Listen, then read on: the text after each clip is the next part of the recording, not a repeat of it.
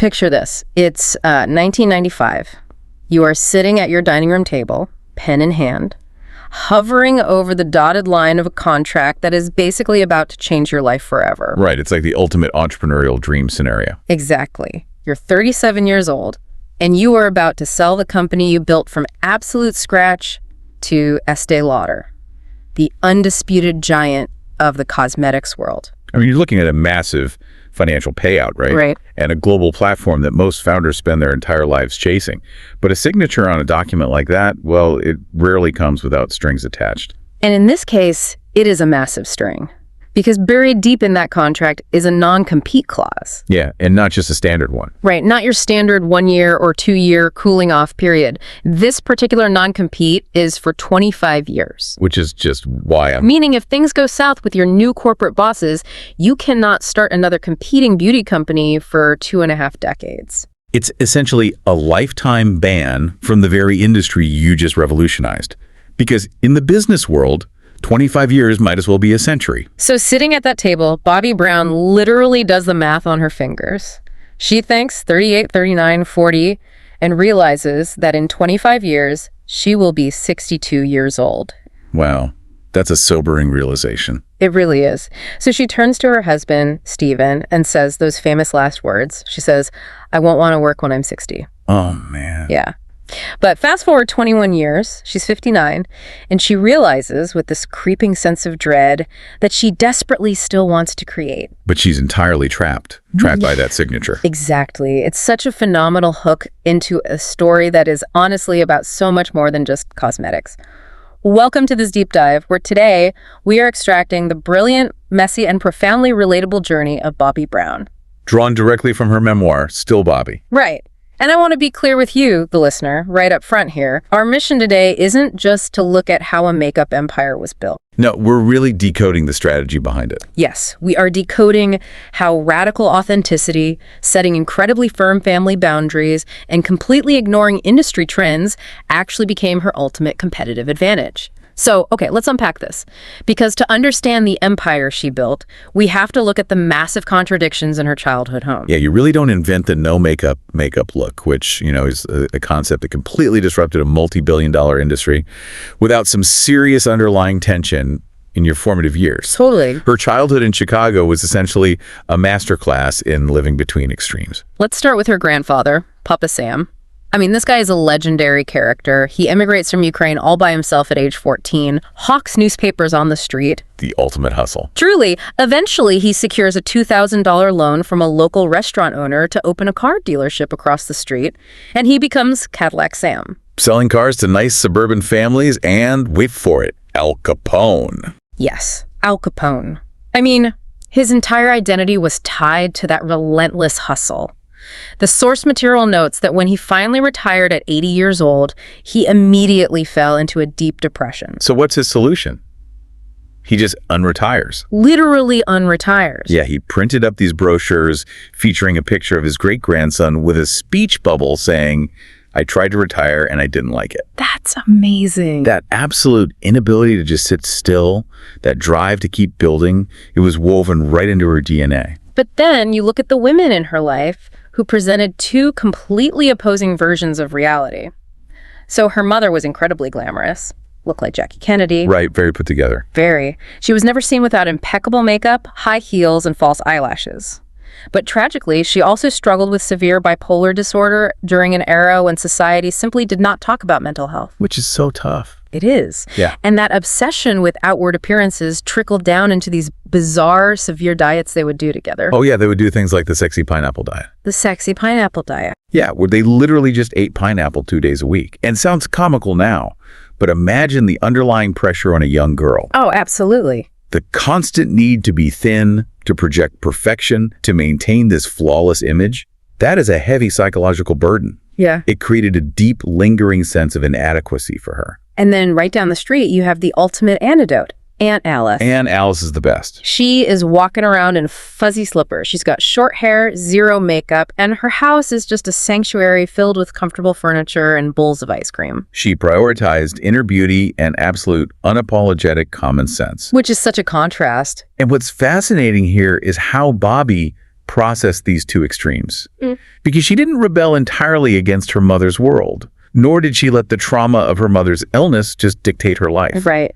Instead, she adopted this incredibly pragmatic philosophy, heavily influenced by an author named Liz Murray, which she later actually painted on her office wall. And it was just, so what, now what? I love that so much. So what, now what? It just forces you to move forward. Precisely. Her mother was deeply flawed and ill. So what? She loved beauty rituals and taught Bobbi how to appreciate aesthetics. Now what? She took that deep appreciation for beauty and merged it with Aunt Alice's grounded, comfortable reality. Exactly. She extracted the useful pieces and left the toxicity behind. You know, I look at it like a chef learning to cook.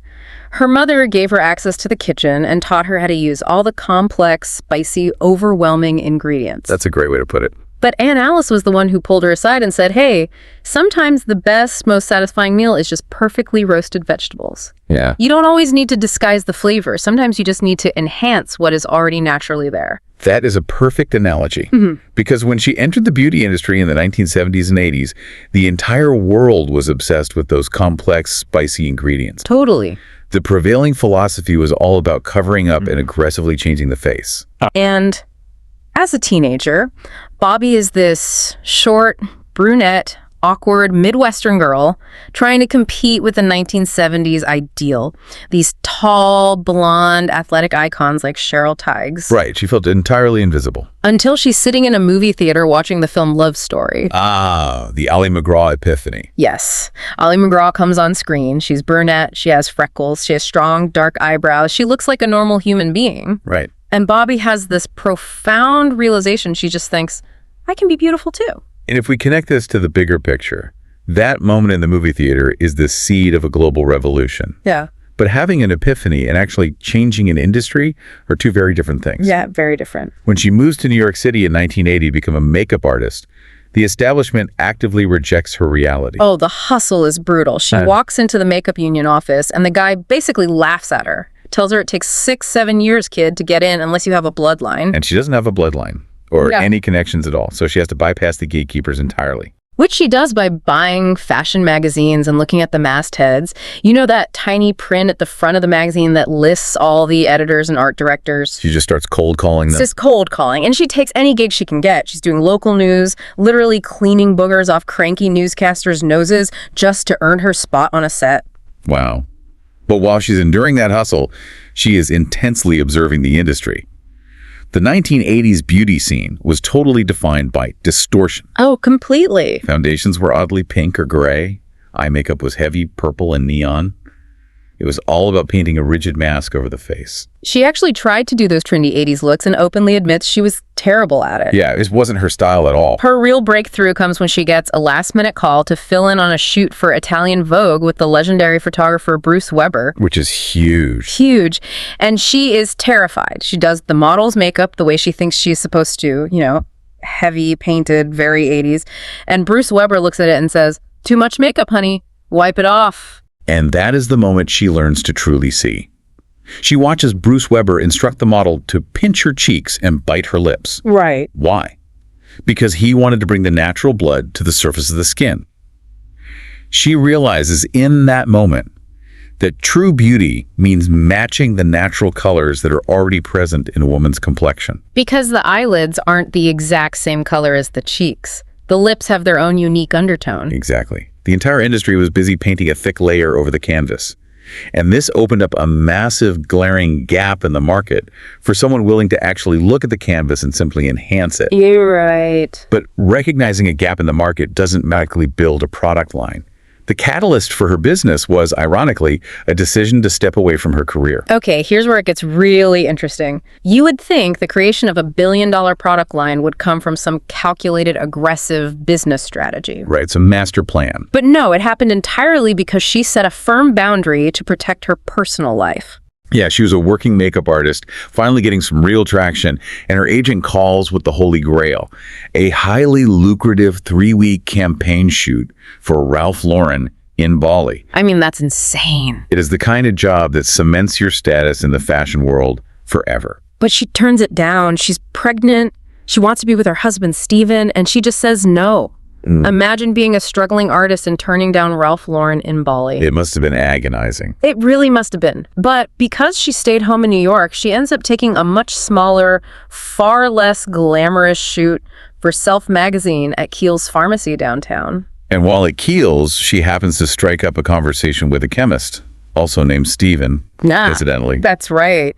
And she unloads all her frustration about lipsticks on him. She explains that 80s lipsticks are terrible, they're greasy, they smell highly perfumed, and the neon colors force you to wear a full face of heavy makeup just so your lips don't look completely insane. She didn't just complain to the chemist, though. She demonstrated the solution. Right on the spot. She opens her makeup kit there in the pharmacy.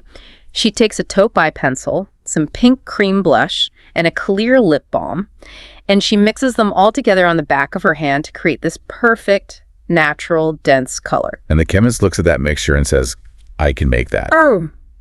This raises an important question, though. Would Bobbi Brown Cosmetics exist if she had gone to Bali? Oh, that's a great point. It's the classic example of how constraints can force innovation. By drawing a boundary around her family life, she couldn't travel the world chasing prestige. So she fixed the glaring problem right in front of her. They partner up. She designs exactly 10 shades. No crazy abstract names like cherries in the snow. Right, you keep it simple. Just straightforward descriptors. Salmon, beige, raisin, brown. And they are literally running this business out of her house in New Jersey, mailing lipsticks in manila envelopes. She's showing up to photo shoots with her product in Ziploc bags. The market response was immediate because it solved a very real mechanical problem for working women. Right. You didn't need a 20-minute routine with lip liners and brushes. No, not at all. You swept it on, smacked your lips, and immediately looked like a healthier, rested version of yourself. But wait, how do you go from selling lipsticks out of Ziploc bags to pitching Bergdorf Goodman? Because that feels like a massive missing step. Bergdorf is the absolute pinnacle of luxury retail. It was an audacious leap, for sure. But it was driven by the sheer momentum of the product. An editor at Glamour magazine wrote a piece about these incredible natural lipsticks. Ah, the press coverage. Yeah. Suddenly, her home phone is ringing off the hook. She realizes she needs help scaling, so she brings in a seasoned PR executive named Roz. And Roz is the one who says, we aren't pitching the pharmacies, we're going straight to the top. So they pitch Bergdorf. They launch in 1991. They are nervously hoping to sell maybe 100 lipsticks in their entire first month. Right. They sell 100 lipsticks on day one. Incredible. It is an absolute frenzy. Women are buying all 10 shades at once because they've never seen colors that actually mimic human skin before. The transition from a local phenomenon to a global juggernaut happened at lightning speed. By 1995, just 4 years after that launch, the corporate titans come calling. She is invited to Leonard Lauder's penthouse. The scene is incredible to me. The Lauders are American cosmetics royalty. She goes up to this penthouse surrounded by priceless Picassos. And Leonard Lauder serves her brown rice, steamed broccoli, and they use blue bandanas as napkins. Very casual for a penthouse. Very. And he looks at her and says, we can't beat you, so we thought we'd buy you. I want to pause in the business logic here.